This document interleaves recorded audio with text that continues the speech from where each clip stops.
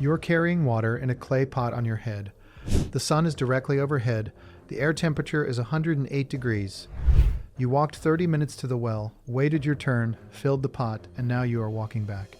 The water inside the pot is cool, not cold, not refrigerated, but noticeably cooler than the air around you. Cool enough that when you drink it in an hour, it will ease the heat in your throat, will feel like relief. This is not magic. This is physics. This is the result of choosing the right material, the right shape, the right method. Because in a place where heat can kill you, where dehydration is a constant threat, where there is no electricity and no refrigeration, keeping water drinkable and keeping it cool enough to actually want to drink it is not a luxury. It is survival. For thousands of years, people across Africa have lived in climates where water must be stored safely and kept as cool as possible without any technology beyond what can be shaped from clay, woven from plant fibers, or built from stone. The water itself is hard to get. It must be carried from wells, rivers, springs, sometimes from miles away. Once you have it, you cannot afford to waste it. You cannot let it become contaminated. You cannot let it heat to the point where drinking it is unpleasant or even dangerous. And you cannot rely on anything that requires power or fuel. What you have is knowledge. Knowledge of materials, of placement, of technique. Knowledge that has been tested and refined. Because failure means sickness, means wasted labor, means children crying from thirst. Start with the container because the container is everything. Clay pots are the oldest, most widespread method of storing water. Not just any clay, clay with the right properties. Clay that when fired becomes porous enough to allow water to seep slowly through the walls, but not so porous that it leaks freely. The pot is shaped by hand or on a wheel, dried in the sun, then fired in a kiln or an open fire. The firing temperature matters. Too hot and the clay becomes glass-like, non-porous. Too cool and it remains weak and may crack. The potters who make these vessels know by eye and by experience when the clay is right, when the fire is right, when the pot is finished. The pot, when filled with water, begins to work immediately. Water molecules migrate through the microscopic pores in the clay to the outer surface. There, exposed to air, they evaporate. Evaporation is a cooling process. It requires energy. That energy is pulled from the water remaining inside the pot. The water cools. The effect is small but measurable. A pot sitting in the shade in dry air can keep water 10 to 15 degrees cooler than the ambient temperature. In extreme heat, this difference matters. It is the difference between water that is merely warm and water that is hot enough to be unpleasant, that does not quench thirst, that feels wrong in your mouth. The cooling works best in dry air. Humidity slows evaporation. In humid regions near coasts or forests, the effect is weaker. In the dry interior, in savannas and semi-deserts where the air is arid, the cooling is more pronounced. People know this. They understand that the same pot works differently in different places. They adapt. In humid areas, water is stored in the coolest part of the house, away from heat sources, sometimes partially buried in the earth where the ground temperature is lower than the air. In dry areas, pots are placed outside in the shade, where airflow increases evaporation and cooling. The pots are never placed in direct sunlight. Sunlight heats the exterior of the pot faster than evaporation can cool it. The water inside warms. Shade is essential. Pots are kept under trees, under thatched roofs, inside homes, but near openings where air flows. Placement is deliberate. You do not simply set a pot down anywhere. You think about where the sun moves, where the breeze comes from, where the temperature stays lowest during the day. The size of the pot varies. Large pots, big enough to hold 20 or 30 liters, are used for household storage. They sit on the floor or on a low platform, too heavy to move once filled. Smaller pots are used for carrying water from the source. Medium pots are used for daily drinking water, a place where people can access them easily. Each size serves a function. The large pot is filled once and used throughout the day and night. The small pot makes the journey to the well multiple times.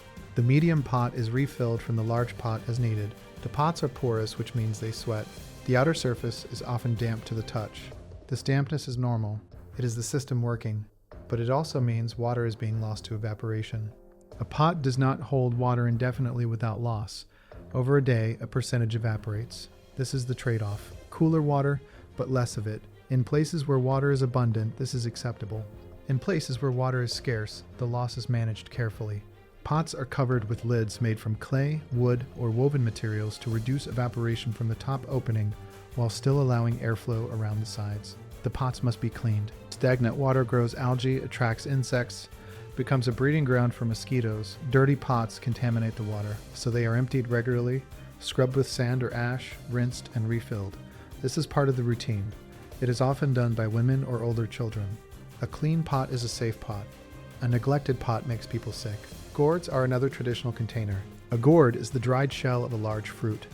Bottle gourds, calabash, these grow on vines and when mature are harvested, emptied of their flesh, and dried. The shell becomes hard and waterproof. Gourds are lighter than clay pots, easier to carry, and naturally insulated. They do not cool water through evaporation the way clay does, but they keep water from heating as quickly as a metal or plastic container would. The thick shell acts as a buffer against external temperature. A gourd filled with cool water in the morning will stay cooler longer than the same water in a thin metal can. Gourds are sealed with a cork or plug, made from wood or wrapped cloth. They are carried on journeys, to the fields, anywhere water is needed away from home. They are durable but can crack if dropped. A cracked gourd leaks and is useless, so they are handled carefully. Gourds are personal. A person might have one gourd they use for years that becomes familiar, that they know the capacity of, the weight of when full.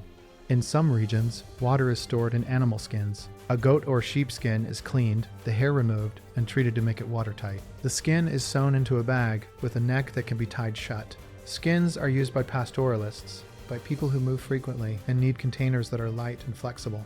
A skin bag can be hung from a tree, from a post, from the side of a pack animal. It collapses when empty, which makes it easy to store or carry. When filled, it holds its shape. Like gourds, skins do not actively cool water, but they insulate it from heat. Stone or concrete structures are used for larger scale storage. A well is a form of storage. The water sits underground in the well shaft, kept cool by the earth around it. When you draw water from a well, it comes up cold.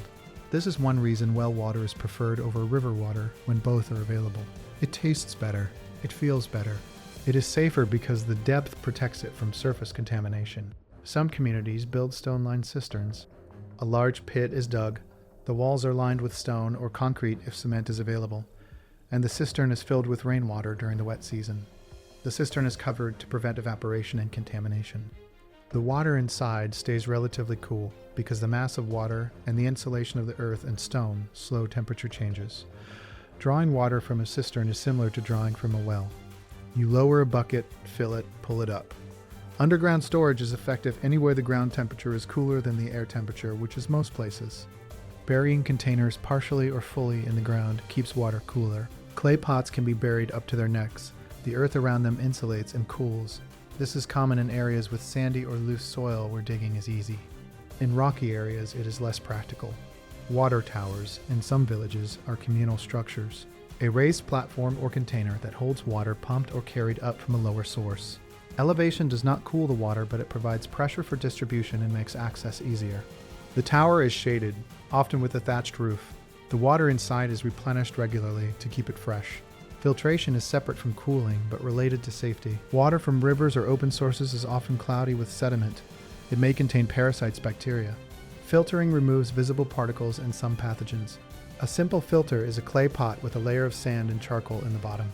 Water is poured in at the top, seeps through the sand and charcoal, and drips out the bottom into another container. The sand traps sediment. The charcoal absorbs some impurities and improves taste. This does not make water perfectly safe, but it makes it safer. Boiling is more effective, but requires fuel. When fuel is scarce, filtering is the compromise. Some regions use a double pot system for cooling. One pot is placed inside a larger pot. The space between them is filled with wet sand. As the sand dries, it pulls heat from the inner pot, cooling the contents. This is more effective than a single pot because the sand increases the surface area for evaporation. The inner pot stays cooler. This method requires more labor because the sand must be kept wet. It is used when maximum cooling is needed for storing not just water, but also perishable foods like vegetables or dairy. Boiled water is stored separately if fuel allows it to be boiled. Boiling kills pathogens. The water is boiled, allowed to cool, then transferred to clean containers. It is kept covered to prevent recontamination. Boiled water is given to infants, to the sick, to anyone vulnerable. It is safer. But boiling requires firewood or other fuel, which requires labor to gather. So not all water is boiled. Decisions are made about which water is boiled and which is used as is. The daily rhythm of water management is constant. Early in the morning before the heat builds, water is fetched. If you have large storage, you fill it. If you do not, you carry enough for the day's needs. Cooking water is set aside. Drinking water is set aside. Washing water is separate. Each has its purpose. You do not waste drinking water on washing. You do not use washing water for cooking. The separation is strict because supply is limited. Throughout the day, drinking water is accessed from the storage pot. A ladle or small cup is used. Drinking directly from the pot contaminates it. The ladle is kept clean. It is rinsed after use. Children are taught not to touch the inside of the pot, not to put dirty hands near the water. Contamination spreads sickness. In a household with no medicine, sickness can be fatal. As the day progresses, the water level in the pot drops. By evening, it may be nearly empty. If it runs out before the next morning, someone must make another trip to the source. This is avoided if possible because walking to the well in the dark is difficult and dangerous. So the amount needed for the day is calculated carefully. Experience teaches you how much your household uses. You fetch enough to avoid a second trip. The labor of carrying water is significant. A full clay pot can weigh 30 to 50 pounds. It is carried on the head for balance and to free the hands. A woman or girl places a coiled cloth ring on her head as a cushion, lifts the pot and balances it. Walking with this weight requires core strength and balance. Uneven ground, slopes, obstacles, all make it harder. Spilling water is wasted effort. You walk carefully. This labor falls mostly on women and girls. It is their responsibility. They walk in groups often, talking, singing, making the journey social. But it is still hard. The distance to the water source can be a few hundred meters or several kilometers. In drought, when nearby sources dry up, the distance increases. Women walk farther. They carry the same weight. The time spent increases. Other tasks are compressed to make room for the additional hours needed to fetch water. The weight and repetition cause physical damage over time. Spines compress, necks strain. Hips and knees wear down. Women in their 30s or 40s who have carried water their entire lives often have chronic pain, postural problems. This is accepted as part of life. There is no alternative. Water must be carried. You are the one who carries it. Children learn young. A girl of 6 or 7 begins carrying small amounts in a small pot. By 10, she can manage a medium pot. By her teens, she carries full loads like the adult women. Boys carry water too in some cultures, but less commonly. It is seen as women's work in many places. This division of labor is cultural, not biological, but it is enforced socially and rarely questioned. The quality of water varies by source. Well, water is generally cleanest if the well is properly maintained. Spring water is clean if the spring is protected from surface runoff. River water is the least safe. It is exposed to contamination from upstream, from animals, from human activity. But rivers are often the only available source. So river water is used. It is allowed to settle, so sediment sinks. It is filtered if possible. It is boiled if fuel allows. But often it is used as is because there is no choice. In the dry season, water sources shrink. Rivers become streams, then trickles, then dry beds. Wells run low, springs slow. The water that remains is shared by more people, by animals, by all competing for a dwindling resource. This is when conflict arises. Who has access? Who gets to draw water when? These questions are managed by social rules, by tradition, by negotiation. In extreme drought, these rules break down. People take what they can. Tensions rise. Rainwater collection alleviates some pressure when rain falls. Gutters channel water from roofs into barrels or cisterns. The first rain after a long dry spell washes dust and debris from the roof. This water is discarded. Subsequent rain is cleaner. It is collected and stored. Rainwater is soft, free of the minerals that make well water hard. It is preferred for drinking. But rain is seasonal. When it stops, the stored rainwater runs out. You return to wells and rivers. The containers used for storage are valuable. A good clay pot, well made and durable, is an investment. It can last for years. Breaking one is a loss. Pots are mended if they crack, sealed with clay or resin. A pot that cannot be mended is discarded, but the pieces may be reused. Broken pottery is ground into grog and mixed into clay to make new pots. Nothing is wasted. Trade networks bring new materials. Plastic jerry cans introduced in the last few decades are now common. They are lighter than clay pots, do not break as easily, and hold water without loss from evaporation, but they do not cool water. Plastic heats in the sun. Water in a plastic can becomes too hot to drink if left in direct sunlight. So plastic is used for transport and storage in the shade, but clay is still preferred for keeping water cool. Metal containers, buckets, and drums are also used where available. Like plastic, metal does not cool water, it conducts heat. A metal bucket in the sun heats the water inside quickly. Metal is durable but thermally inferior to clay for water storage. It is used when durability is more important than temperature. The knowledge of how to manage water, how to keep it safe and cool, is taught informally. A child grows up watching her mother fetch water, store it, treat it.